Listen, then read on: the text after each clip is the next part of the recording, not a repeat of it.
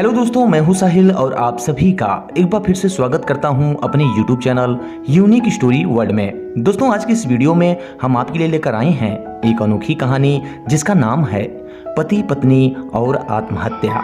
तो चलिए दोस्तों, आपका ज़्यादा समय ना लेते हुए इस कहानी को शुरू करते हैं।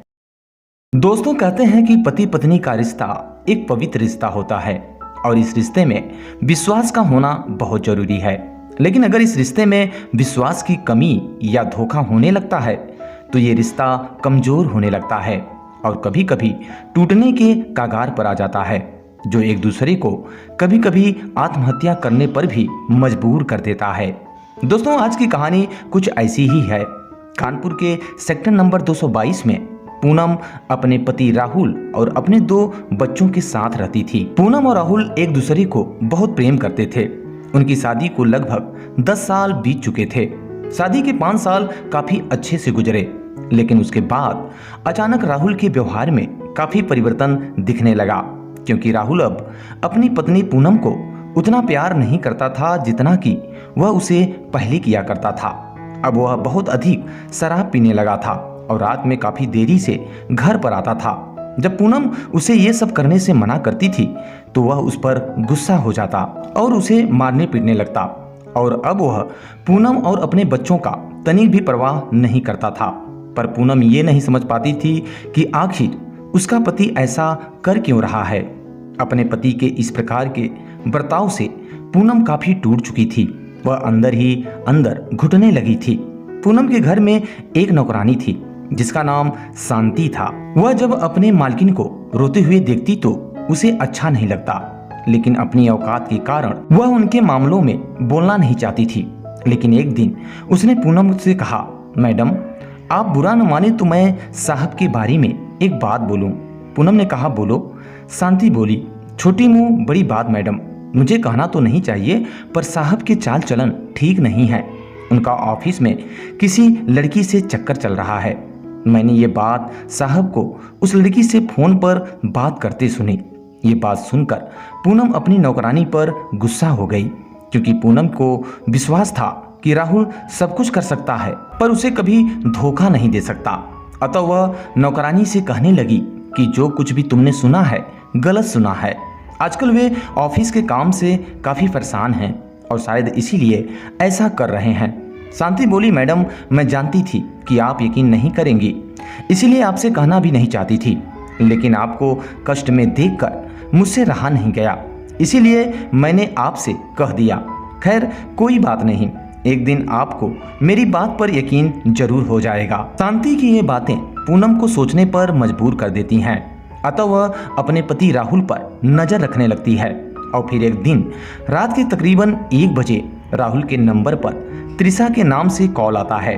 उस समय राहुल नशे की हालत में काफी गहरी नींद में सो रहा होता है, जिसकी वजह से वह फोन नहीं उठा पाता। 2 बार फुल रिंग होने के बाद फोन कट जाता है। पूनम उसका फोन लेती है और त्रिशा का नाम देखकर आश्चर्यचकित रह जाती है कि तभी राहुल के नंबर पर त्रिशा का एक मैसेज भी आता है, जिसमें लिखा था, कल 12 बजे कोहिनूर होटल रूम नंबर 5 में मिलना। ये देखकर पूनम को यकीन नहीं होता कि राहुल ऐसा भी कर सकता है, वह उसके विश्वास को इस प्रकार तोड़ सकता है। ये सोचकर पूनम रोने लगती है। और अब पूनम को शांति की बातों पर यकीन होने लगा था, लेकिन वह राहुल को रंगे हाथों पकड़ना चाहती थी। अतः वह राहुल से कुछ नहीं कहती और उसका मोबाइल वैसे ही रख देती है। सुबह होने पर राहुल पूनम से कहता है कि मेरी 12 बजे की मीटिंग है, मुझे बाहर जाना होगा, जिसकी वजह से मैं शाम को नहीं आऊँगा, इसलिए तुम खा पी कर सो जाना और मेरा इंतजार मत करना। यह कहकर राहुल चला जाता है। राहुल के जाने के बाद पूनम भी तैयार होकर होटल कोहिनूर के लिए निकलती है और वहाँ जब वह पहुँचती है तो उस समय लगभग 12 बजने वाले थे कि तभी वह अपने पति राहुल को त्रिशा के साथ देखती है। वे दोनों उस होटल के रूम नंबर 5 में जाने वाले थे। अतः पूनम भी उनका पीछा करते हुए रूम नंबर 5 के पास पहुंचती है और फिर कुछ देर बाद वह अपने कपड़े बदलकर होटल के रूम सर्विस बॉय के कपड़े पहन लेती है और उस रूम की दूसरी चाबी लेकर रूम की सर्विस करने के बहाने वह रूम नंबर 5 को खोल देती है और फिर रूम के अंदर का नज़ारा देखकर उसके पैरों तले जमीन खिसक जाती है। वह देखती है कि राहुल और त्रिशा एक दूसरे की बाहों में खोए हुए थे। दरवाजे के खुलने पर राहुल उठता है और रूम सर्विस बॉय अर्थात पूनम पर जोर से चिल्लाने लगता है। वह कहता है कि बिना दरवाजा खटखटाए तुम अंदर कैसे आए?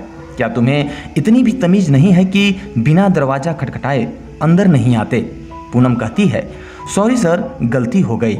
रूम नंबर 6 से कॉल आया था कि दरवाजा नहीं खुल रहा है, इसलिए मैं यहाँ आया था, लेकिन गलती से मैंने आपके रूम का दरवाजा खोल दिया। आपको तकलीफ हुई, इसके लिए सॉरी सर, आइंदा ऐसी गलती कभी नहीं होगी। राहुल कहता है, होना भी नहीं चाहिए, नहीं तो तुम्हें नौकरी से भी हाथ धोना पड़ेगा। इतना कहकर राहुल दरवाजा बंद कर लेता है, लेकिन वह अपनी पत्नी पूनम को पहचान नहीं पाता। इधर पूनम राहुल को रंगे हाथ पकड़ने के बाद अपने कपड़े बदलकर अपने घर आती है और सोचने लगती है कि जिसने 7 जन्म तक साथ रहने की कस्में खाई, जो एक पल भी मेरे बिना रह नहीं सकता था, जो मेरे सिवा किसी और के बारे में कभी सोच नहीं सकता था, वह आज इतना बदल गया कि उसने मुझे इतना बड़ा धोखा दिया कि वह एक पराई स्त्री के बाहों में सोने लगा। ये सब देखने से पहले मैं मर क्यों नहीं गई? क्या वे सब वादे झूठे थे, या फिर मेरा प्यार आज इतना कमजोर हो गया कि अब उसे मेरी कोई परवाह नहीं? ये सब सोचते हुए पूनम ने यह फैसला किया कि जो मेरी दुनिया था, जिसे मैं अपना सब कुछ मानती थी, जब वही मेरा नहीं रहा तो मैं ही जीकर क्या करूँगी? उसे दूसरी की बाहों में देखने से अच्छा है कि मैं इस दुनिया को ही छोड़ दूं। अतः अब पूनम ने यह फैसला कर लिया कि अब उसे जीना नहीं है, वो खुद को खत्म कर देना चाहती थी। उसके दिमाग में हमेशा यही विचार आ रहा था। उसने डिसीजन ले लिया था, सिर्फ अंत कैसे करे इसके बारे में वह सोच रही थी। रात का समय था, चारों ओर अंधेरा था। अपने ही सोच में मग्न पूनम नीचे बैठकर बहुत वक्त तक ऐसे ही बैठे फर्श की तरफ एकटक देख रही थी। पति के धोखेबाजी से वह अंदर से पूरी तरह टूट गई थी। इस बार राहुल ने हद पार कर दी थी। अब और जीने का कोई अर्थ ही नहीं बचा था। अब खुद को खत्म कर दूं, इसके सिवाय दूसरा विचार पूनम के मन में आ ही नहीं रहा था। दोनों बच्चे गहरी नींद में सो रहे थे। पूनम एक नज़र उनकी तरफ देखती है और उनके सिर पर प्यार से हाथ फेरती है कि तभी उसके आंखों से आंसुओं की धारा बहने लगती है। लेकिन उसने अपने मन में एक दृढ़ निश्चय कर लिया था। उस समय रात के 2 बज चुके थे। हर तरफ बहुत सन्नाटा था और वह धीरे से उठी और दूसरे रूम में गई। गले में फांसी का फंदा डालने ही वाली थी, तभी कुछ गिरने की आवाज आई। पूनम का 2 साल का बेटा जोर जोर से रोने लगा। उसी क्षण पूनम की 5 साल की बेटी चिल्लाने लगी, मम्मी, छोटू बेड के ऊपर से नीचे गिर गया है, तुम कहाँ हो? देखो ना छोटू कितना रो रहा है। पूनम भागकर दूसरे रूम में आई और अपने बेटे को उठाकर अपनी गोद में ले लिया और अपने सीने से लगा लिया। बेटी रोते हुए बोली, मम्मी तुम कहाँ चली गई थी? मुझे बहुत डर लग रहा था। तुम हम दोनों को छोड़कर कहीं मत जाओ, मुझे अकेले में बहुत डर लगता है। पूनम अपने दोनों बच्चों को अपने पास लेकर जोर से गले लगा लिया और रोने लगी। दोनों बच्चे उसके सीने से लिपटकर सो जाते हैं। रोते रोते पूनम को कब नींद आ गई उसे पता ही नहीं चला। काम वाली बाई शांति की आवाज से पूनम की नींद टूटी। अरे मैडम, आपने बाहर का गेट खुला क्यों छोड़ दिया था? अरे मैडम, क्या हुआ? अभी तक आप सोई हुई हो? तबीयत तो ठीक है ना? वो खुद को संभालते हुए बोली, हाँ थोड़ी तबीयत ठीक नहीं है। घड़ी में वक्त देखती है तो 8:30 बज चुके थे। आज तुम्हें आने में इतनी देरी क्यों हो गई? मैडम, चौथी गली में सेठ जी रहते हैं ना, उनकी बहू ने फांसी लगाकर आत्महत्या कर ली। 2 बच्चे हैं उनकी एक 10 साल की बेटी और 5 साल का बेटा है। यह सुनकर पूनम के कलेजे को बड़ा धक्का लगा। वह अपनी साड़ी ठीक करते हुए पूछी, कब और क्यों हुआ ये सब? शांति बोली, रात को हुआ मैडम। मैंने ऐसा सुना है कि उसके पति का किसी दूसरी औरत से संबंध थे। कमबख्त अभी तक नहीं आया। अचानक पूनम गुस्से से बोली, अच्छा किया, वह आया या नहीं आया उसे क्या फर्क पड़ता है? अब वह थोड़ी ना देखने आने वाली है। ये सुनकर शांति पूनम के कान के पास आई और धीरे से बोली, मैडम मैं अनपढ़ गंवार हूँ और घर घर में जाकर झाड़ू पोछा करके अपना पेट भरती हूँ और आप पढ़े लिखे लोग हो। भले ही मैं आपसे उम्र में बड़ी हूँ लेकिन जीवन का अनुभव आपसे थोड़ा ज़्यादा है। आजकल साहब और आपके बीच जो चल रहा है वह ठीक नहीं है। इसके बारे में मैं पहले भी आपको बता चुकी हूँ। मेरा मुंह बंद है फिर भी मेरे कान खुले रहते हैं।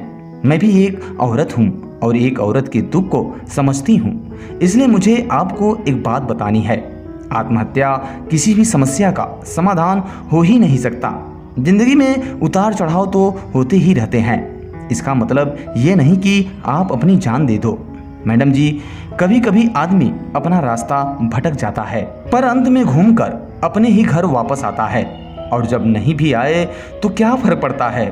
आप किसके लिए मरना चाहती हो? जो आपको प्यार ही नहीं करता, जिसको आपकी थोड़ी सी भी परवाह नहीं। क्या आप उसके लिए नहीं जी सकती हो जो आपसे प्यार करते हैं, जिसको आपकी कदर है? आपके माता पिता जो आपसे बहुत प्यार करते हैं, आपके बच्चे जिनको आपकी ज़रूरत है। शांति की बातें सुनकर पूनम की आंखों से आंसू की धारा बहने लगी। पूनम शांति को गले लगाकर रोने लगी। शांति पूनम के पीठ पर हाथ फेरते हुए सोफे पर बैठाती है और बोलती है, बुरा न मानो तो एक बात बोलूं मैडम, खाली दिमाग शैतान का घर होता है। आप घर में बैठकर फालतू बातों को सोचती हो। मैं आपके घर में काम करने के बाद 9 से 3 इस वक्त स्कूल में झाड़ू लगाने जाती हूँ। वहाँ की प्रिंसिपल मैडम बहुत अच्छी हैं और आप तो पढ़ी लिखी भी हो। अगर आप कहें तो मैं आपके लिए टीचर का काम करने के लिए मैडम से बात करूं। आपका वक्त भी निकल जाएगा और आपका मन भी लगा रहेगा। इस बात पर पूनम चुप रहती है। कोई भी जवाब ना मिलने पर शांति बोली, मैं आपके लिए चाय लेकर आती हूँ। और फिर शांति अपना काम करने लग जाती है। काम निपटा कर बोलती है, मैडम मैं जाती हूँ। उतने में पूनम उससे कहती है, रुको शांति, तुम स्कूल में मेरे लिए पूछना, यदि संभव हो तो प्रिंसिपल मैडम का नंबर भी मुझे लाकर देना। शांति के चेहरे पर खुशी का भाव दिखा। शांति पूनम के पास जाकर बैठी और धीरे से बोली, मैडम मैंने दूसरे रूम में बेड पर स्टूल रखा हुआ देखा था। ऐसा आप कभी मत करना, यह आपका घर है। इसे बचाने के लिए आपसे जो हो सके वह कीजिएगा। बिना लड़े आपने हार मान ली। शांति पूनम का हाथ अपने हाथ में लेकर बोली, मैडम एक फिल्म में एक हीरो ने एक डायलॉग बोला था, लड़ाई लड़कर जीती जाती है, मरकर नहीं, क्योंकि मुर्दे कभी लड़ा नहीं करते। शांति हाथ नचाते हुए ऐसे बोलने लगी। यह देखकर पूनम को बहुत हंसना आया। शांति का बोलना सुनकर पूनम का मन हल्का हो गया और उसे एक नई आशा की किरण भी दिखी और वह अपने अलमारी में से अपने सर्टिफिकेट निकालने लगी। दोस्तों, पति पत्नी का रिश्ता बहुत ही स्नेही रिश्ता होता है। मैं भगवान से यही दुआ करता हूँ कि किसी भी पति पत्नी के जीवन में ऐसा मोड़ न आए जो उन्हें आत्महत्या करने के लिए मजबूर करे, और अगर आए भी तो उसका इलाज आत्महत्या कभी नहीं होना चाहिए, क्योंकि जीवन में किसी भी समस्या का समाधान आत्महत्या कभी हो ही नहीं सकता। तो दोस्तों, इस वीडियो में बस इतना ही। उम्मीद करते हैं ये कहानी आपको पसंद आई होगी। अगर दोस्तों कहानी पसंद आई हो तो इसे लाइक और चैनल को सब्सक्राइब जरूर करें। वीडियो पूरा वॉच करने के लिए आप सभी का बहुत बहुत धन्यवाद।